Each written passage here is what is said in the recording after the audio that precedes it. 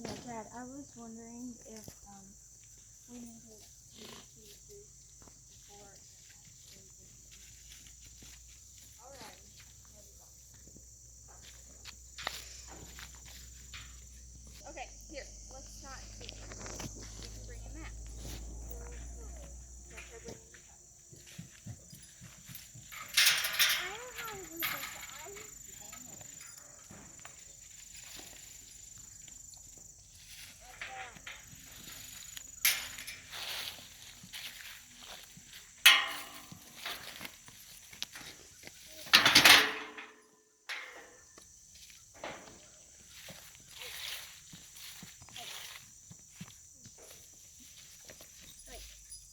Can you put it on an eye later? Because she's a little Sorry, she's messing with the fly. That is not wonderful. She needs to like listen a little bit more better. Yeah, that's a little bit more better. Wait, that's not charging me for you, baby. Oh, go on. Gotta get this.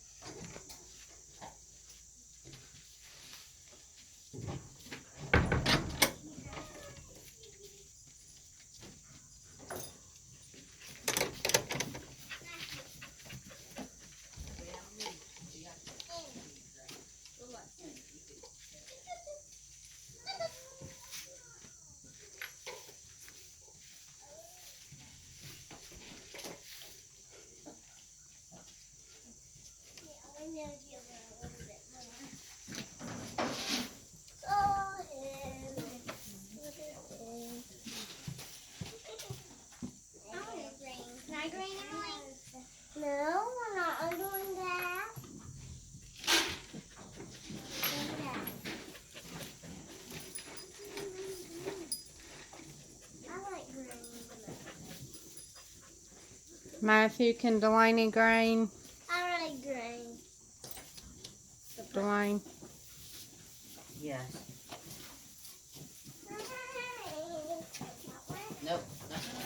It'll get stuck. Dad, here. Did it.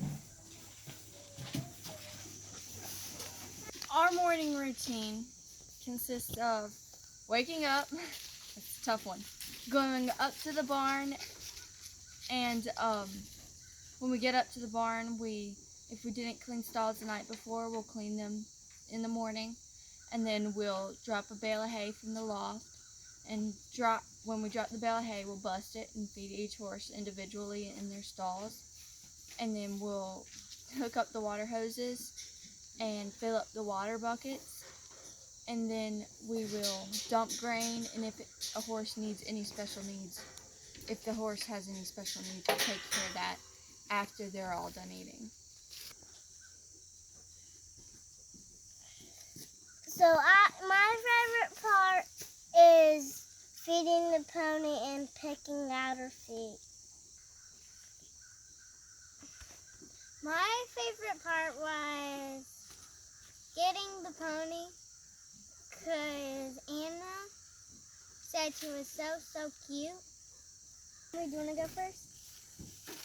My favorite part about having horses is that they help you. They can help you be better. They can help you do your best. And the best part about getting horses is you can just take care of them and they can take care of you just the same. I just made that up. Some ways that I take care of my horses are every morning while they're eating, I like to pick out their feet because that gives them something to do and they're not moving around. But also, it helps their feet from getting thrush. And thrush is like a bacteria, and it'll just eat the frog. And the frog is, when they walk, it pumps the blood back up into their heart and the rest of their body. So you need to pick their feet out daily because it helps them to not get the thrush. She goes about 2:30.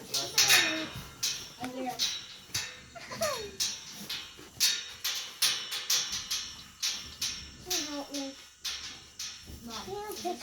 Here, let's grab a halter. Yeah. We need to grab a halter.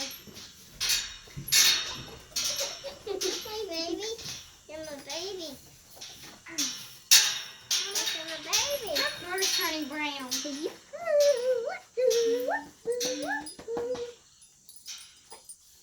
Last night that was too hard to get the pony, wasn't it? Last night it wasn't very good because Anna didn't watch the game. Let Lenny hold the pony. Don't walk the pony around, okay? Lenny, don't back it up. Ooh. Elizabeth, stay on your feet. Yeah, have to squat. 2, 3. Guess what? Muscular.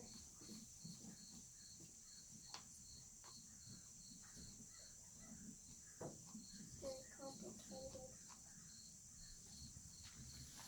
Wait, here's how you hold it.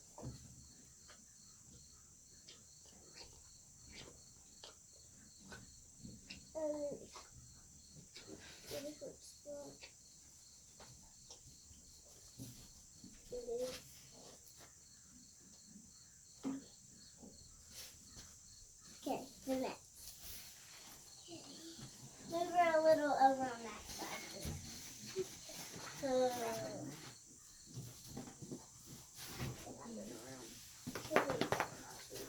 stop. Wait, there's her really hard feet. Wait, that's on Ooh. Can somebody stop moving her, Emily? Stay on your feet. Yeah, Jacob stands on his feet, but he has to squat a little bit. I know about riding horses. Her feet are a little hard. Face this way. Bend over. Grab behind it. Get her to pick her foot up there. And then step in a little bit. Hold it right like that with that hand. Wait, let me get this. Set her foot. And when you're picking it out, spin that around and dig it out. Okay. Real easy.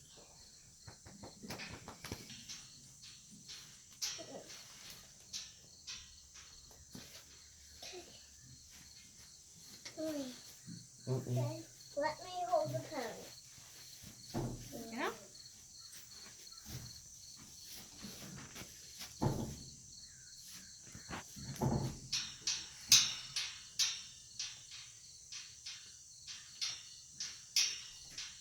Wait, supposed to have it through your leg. Wait. Thanks, man.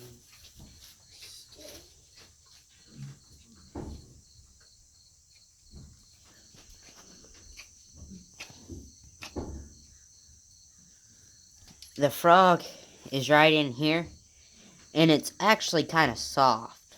And what it does is when the blood is circulating through the hoof, the heart, it's kind of hard for the heart to pump it all the way back up her leg. So what it does is when they step, it presses on it and kind of gives it a beat.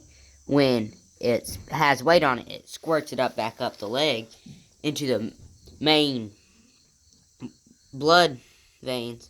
So it goes to the heart, and the heart doesn't have to work quite as much.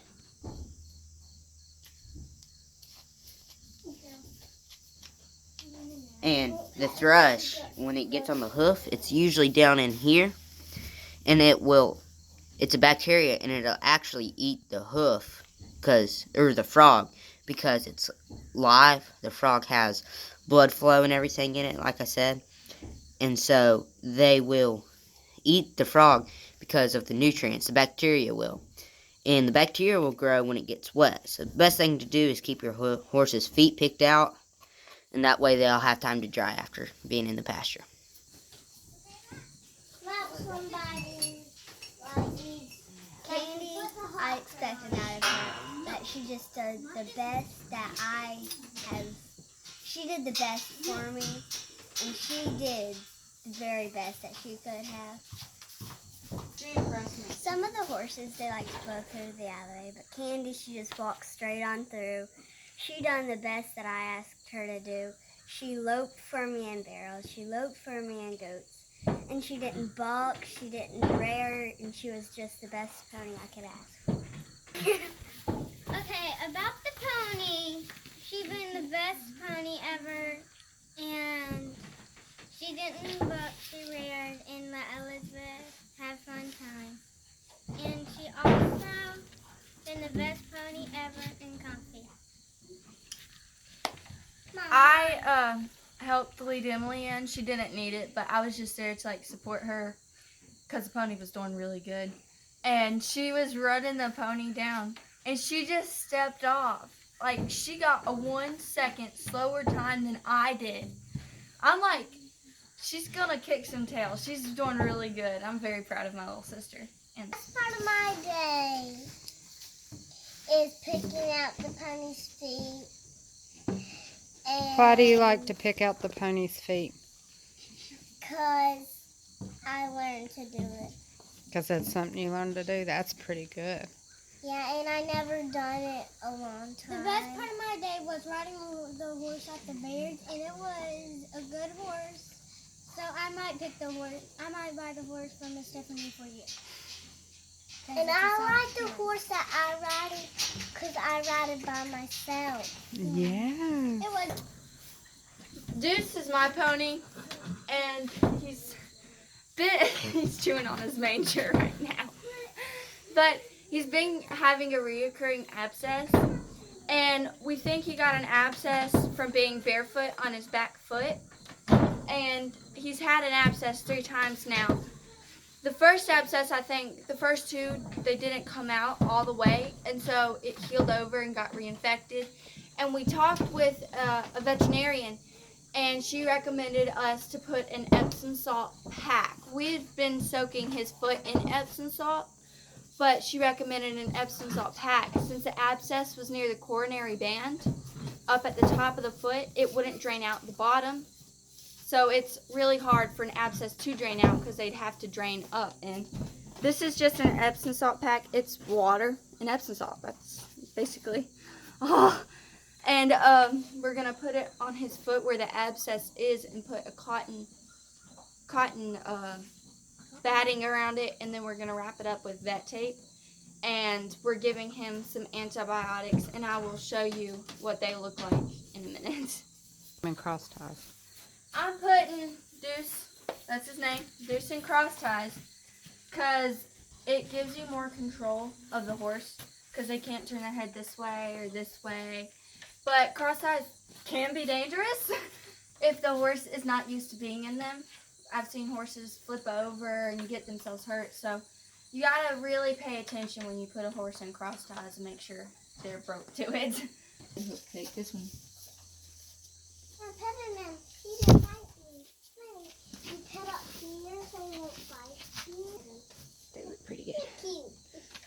His foot needs a little trim. It's a little long and a little wide, and it just needs trimmed, but overall it looks pretty good.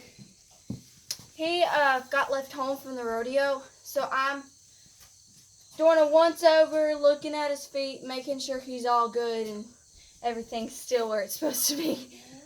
Matthew and I are learning how to trim and shoe our own horses. Saves a lot of time and money, makes your schedule more flexible, and this is his hurt foot. And what I learned is if a horse has thrush in their foot, he's kind of ouchy with it. If a horse has thrush in their foot, and if you soak them in Epsom salt long enough, it makes their frog really good. Look really good, because that's his frog, all that right there. So if a horse has thrush, Epsom salt heals it. Makes it better. This foot is thrushy. This is what a thrushy foot looks like. And you can see right here how his frog is kind of like not as healthy looking as the other foot. And I'm just gonna, the best way to prevent thrush is to keep their feet picked out. And all horses have thrush in their feet. And it's already there, but in order to keep up with it and make sure their feet won't get ouchy or sore, or even the frog completely going away, you gotta really stay on top of picking out their feet. So I just saw this scrape, and it happened while we were gone, and it looks like he was either scratching on like a post or something, and it kind of scraped him up, or he was probably rolling maybe, and he got a little scrape on the base of his tail, but it's not very serious. It just kind of rubbed the hide off like a skin knee. But okay, this is where the first abscess was. You can see this little divot right here. This is where the second abscess was. And this is where the last one is. And this last one blew out pretty good, and he's still a little ouchy on it. And it blew out, I think, maybe Monday or Tuesday. And so it's only been a couple days since he's had it. But it takes a little bit for the abscess to come out, I think about a week. And so generally they'll start limping, and then you'll see some hot spot where the hair is starting to come off from the infection. And honestly, abscesses happen in all horses, but an abscess is where a grain of sand or a little rock or something gets in, he's really ouchy on it, gets in between their hoof wall. Here, I'll show you what it looks like. Their hoof wall's right here. You see it? And so when the grain of sand gets in like the hoof wall, it'll travel through their foot up into the coronary band. You want to catch it when they're down here. That way you can pull it out the bottom. So gravity's helping you. And that is why I'm having to use Epsom salt, because the infection's coming up and out. And the more they walk on it, the more the infection will come out. But we're just taking regular Epsom salt and packing on it.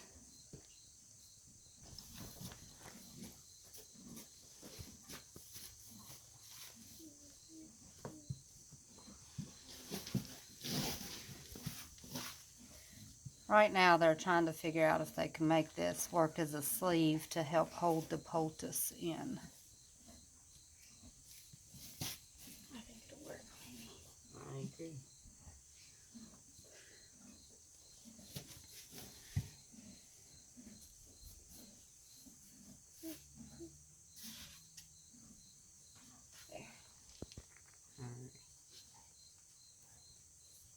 And it's on it.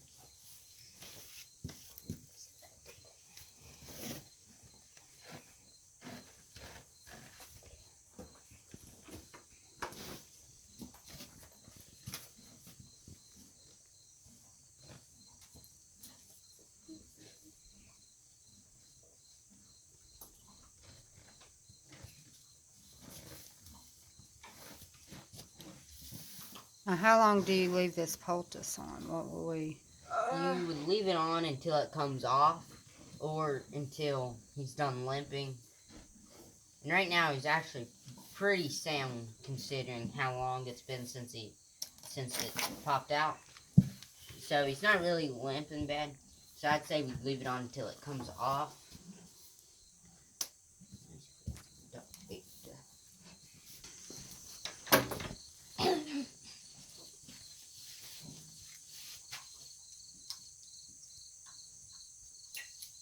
Okay, this is the antibiotics, and we're just gonna pretty much use that. Squirt.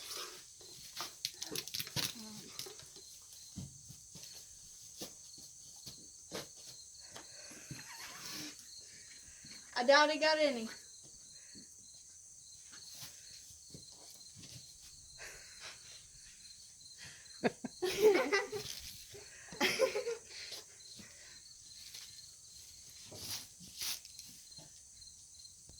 Actually, they do it twice a day. So. Yeah, we'll get him next time. Okay, so what do you think needs to be done different the next time you give It him? needs to be a little thicker, Less water in it. Anna, what? and it smells like syrup since we put syrup in there. But I don't know if it tastes that good because he spit it all over it. Put it much deeper. He'll bite you. Yeah. We're gonna try to put like less water in the mix to make it a little thicker. That way it won't all come out. And if you hold up their head, like you probably saw I was trying to do, it'll help it just go down their esophagus. But he's not too happy with this right now. But we're gonna try to make it thicker. Water soften.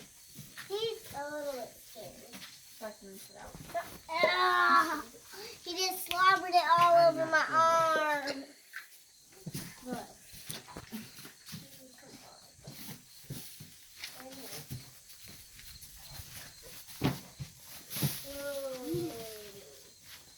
Okay. Thank you, Miss Olsen. Oh. And it got in my shirt.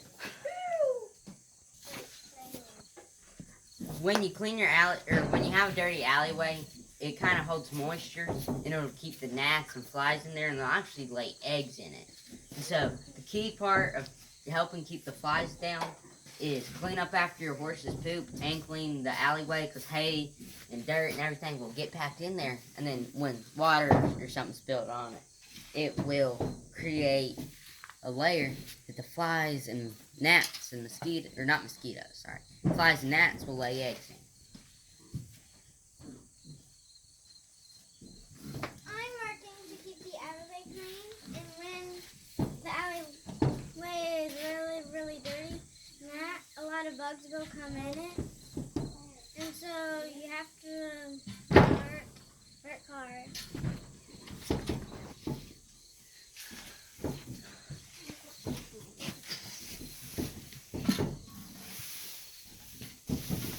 And actually, since we keep our alleyway clean, this is hay, and we can feed it, but it has some dust in it, and so it'll make him cough. So we can actually use it as bedding, because it's still not molded or anything, but it's dusty. And we'll use this as bedding, and they'll eat the good hay before they'll eat this. So practically have to be in a state we've never put them in to eat this. And the key part is to keep the strings out of it. I must have raked one of the strings in from that bell. And we usually designate a spot that we clean out, put them, and we actually sometimes recycle the strings and put them in for, if a bell busts, we'll tie a couple of those pieces up to make a string to help tighten the bell up. We sometimes use them as belts. But since this isn't bad, I actually put it in his stall because he needs some bedding. We use a baling twine for hooks for our stalls. He likes to pick at everything. You can see he chews on wood. He'll eat lead ropes. He's like a quirky horse. And so We try to put clips on all our stalls because horses, if they get bored, they'll play with things, and then when they realize they can escape, they will try their very best to escape. And we'll use that baling twine to tie up clipboards. Actually, we need some paper, but we put paper down, and then we'll tie a pin to it to say when we fed the horse, what time we fed them, what we fed them, how much. And that kind of helps keep order in the barn. And we always keep a knife right here to cut our hay bales. It's broken because it doesn't lock in, but we just keep it there to cut our hay bales because if you don't have a designated knife, a lot of stuff you have to go down to the house or borrow somebody's knife. So it's always good to have designated things for the barn.